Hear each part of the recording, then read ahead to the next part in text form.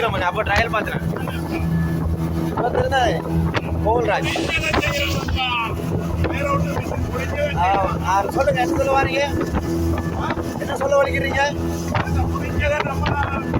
நம்மளால முடிஞ்ச செய்யற மட்டும் வச்சு செய்யறாங்க. போட்டுல நேற்று ஏற்கனவே இடுப்பு உடைச்சிட்டாங்க, இன்றைக்கு முடைக்கிறாங்க.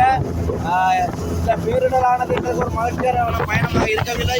இருந்த பொழுது மக்களுடைய மக்களை நோக்கி பயணித்துக் கொள்கின்றோம். இவ்வாறான பேரிடர் இலங்கையில் இனிமேல் அல்லது உலக நாடுகளிலே வரக்கூடாது என்று நாங்கள் வேண்டுகின்றோம். மக்கள் சொல்லன துயரங்களை அடைந்திருக்கிறார்கள். இருந்த பொழுது எங்களால் முடிந்த நிவாரண பொருட்களுடன் நேற்றைய தினம் நாங்கள் இவ்வாறு முகமுகத்தில் பதிவிற்க மக்கள் வழங்கியிருந்தார்கள்.